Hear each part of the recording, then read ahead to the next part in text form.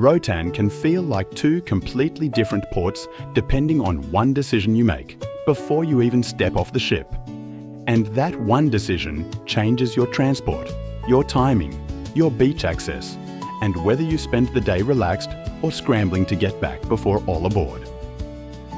I'm Charlie, and today we're walking you through exactly how to spend one perfect day in Roatan, Honduras, showing you what matters, what doesn't, and how to avoid the mistakes that quietly ruin most cruise days here. Roatan is the largest of Honduras's Bay Islands, sitting off the Caribbean coast with some of the clearest water you'll find anywhere in the region. Your ship docks pier-side at one of two ports, and understanding which one you're at changes everything. If you're on Carnival Princess or Holland America, you'll dock at Mahogany Bay, a private cruise centre with its own beach access.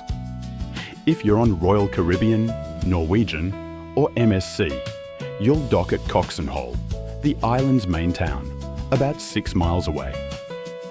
The ports are close enough that you'd think you could taxi between them, but you can't access one if you're docked at the other. They check your ship card, and even if you could, the timing doesn't make sense on a cruise day. Before you leave the ship, here are the biggest decisions you need to make. First, do you want a beach day or an adventure day? Roatan's famous for its reef snorkeling, animal encounters, and West Bay Beach, but they're not all in the same place. Second, are you staying close or heading out? Mahogany Bay keeps you contained but convenient. Coxen Hole puts you near town, but requires transport to reach the best beaches. Third, DIY or tour. Roatan's small enough that you can navigate it yourself, but the roads are 2 lanes, traffic builds up fast, and timing gets tight if you're trying to hit West Bay and get back with buffer. A lot of people book a tour here because the timing is tight and the roads wind through the hills. Cruise line excursions usually cost more for the same experience. Local tours offer better value, smaller groups, and they know the cruise schedules. Reputable local operators match cruise timings and return buffers just like the ship does. Tours simplify timing, distance, transport, and planning, and they often combine multiple sites more efficiently than DIY. We've added some recommended local tour links in the description if that sounds like a better fit for your day. If you're docking at Mahogany Bay, you step off the ship into a landscaped cruise village with shops, restaurants, and a chairlift that takes you down to Mahogany Beach. The beach is free, and most people just walk down in about 10 minutes. If you'd rather ride, the chairlift costs around $14 for an all-day pass, and it's a scenic glide over the jungle canopy with views of the bay below. The beach itself is soft sand, calm water, and the easiest beach day you'll find in Roatan. You're never more than 5 minutes from the ship, and there's no stress about getting back on time. Lisa loved this setup because it removes every variable that usually makes beach days stressful. Here's mistake number 1 that catches almost everyone. If you're docking at Coxen Hole, don't expect a cute walkable old town experience. Coxen Hole is the island's capital, but it's more functional than charming. You can walk out of the port area, hang a left, and explore a few local shops and a bar where you can try iguana if you're feeling adventurous. But it's not a curated pedestrian zone. The real value of docking at Coxen Hole is that you're closer to West Bay and West End, the island's best beach and village areas. But you'll need a taxi to get there, and that's where timing starts to matter. Taxis in Roatan don't have meters. You negotiate a flat rate before you get in. From Coxen Hole to West Bay Beach, you're looking at around $25 to $30 per taxi for up to 4 people, depending on traffic and how many passengers you have. The drive takes about 15 to 25 minutes, depending on traffic.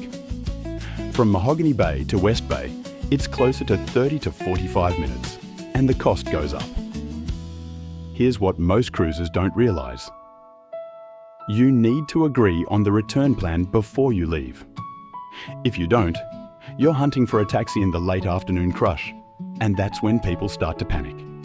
If you're planning to do West Bay from Mahogany Bay, you're better off just staying at Mahogany Beach unless you have a full day in port. The timing doesn't work in your favour. West Bay Beach is the postcard. Soft white sand, clear turquoise water, and the reef is close enough to shore that you can snorkel right from the beach.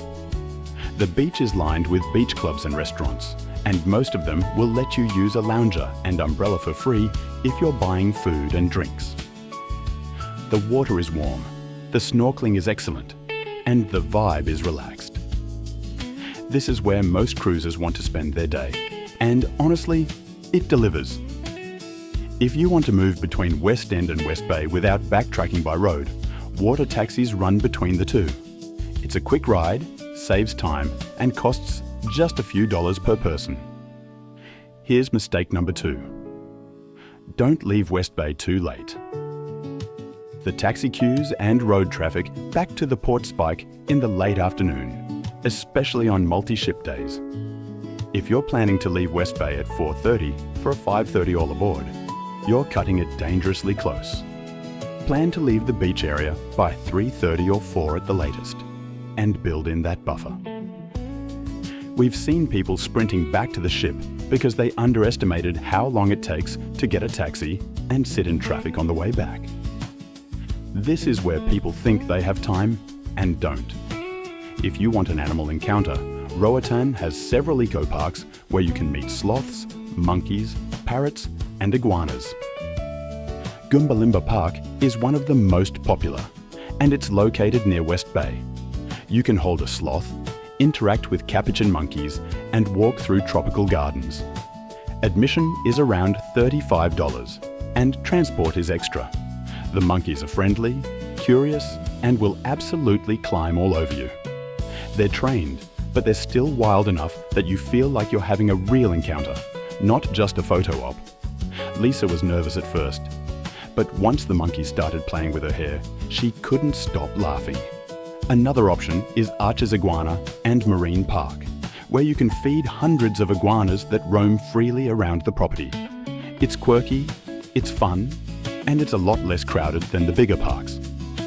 If you're doing an eco park, pair it with a beach stop or a scenic overlook, and you've got a full day. Here's your premium versus budget breakdown. The premium route is booking a private driver or a local tour that takes you to an eco park, stops at the Roatan Rum Company for tastings, hits a chocolate factory, and includes a beach break at West Bay.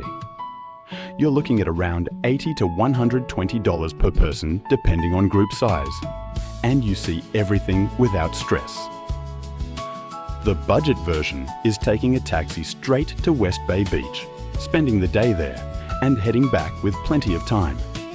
You'll spend around $25 to $30 on transport, save the rest for food and drinks, and still have a great day. Both options work. It just depends on how much you want to see and how comfortable you are managing timing on your own. Honestly, this is where a guided option removes the guesswork. The roads wind through the hills, traffic can be unpredictable, and if you're trying to hit multiple stops, a tour handles the driving, the timing, and the logistics. You're not guessing when to leave or worrying about finding a taxi. You just enjoy the day. For food, try the local fish. It's fresh, usually grilled, and served with rice and beans or plantains. Conch fritters are crispy and flavorful, and you'll find them at most beach bars. If you're at West Bay, grab lunch at one of the beachfront spots. The prices are reasonable, the portions are generous, and the view is unbeatable. Lisa ordered grilled snapper with coconut rice, and it was one of the best meals we had on the entire cruise. Here's mistake number 3. Don't wear camouflage. Honduras has a law that prohibits civilians from wearing camo, and if you get flagged for it, they'll send you all the way back to the ship to change. It's not worth the hassle. Just leave the camo at home or wear it on the ship. As your day winds down, make your way back to the port with plenty of buffer. The roads start to fill up. Taxis queue at the beach clubs, and you'll see people checking their watches more often than they were an hour ago. If you're at Mahogany Bay, the walk or chairlift back is quick and easy. If you're at Coxen Hole, leave West Bay or West End early enough to avoid the late afternoon crush. The port areas have shops, bars and restaurants if you have extra time, and the vibe is lively without being overwhelming. Trust me, leaving early saves you real stress. Roatan delivers exactly what you want from a Caribbean port. Beautiful beaches, clear water, friendly people, and enough activities to fill a full day without feeling rushed. Whether you're snorkeling the reef, holding a sloth, or just relaxing on the sand, this island gives you that perfect balance of adventure and ease. We've added our favourite local tours in the description below. Great value, smaller groups, and they've always had us back to the ship with plenty of time.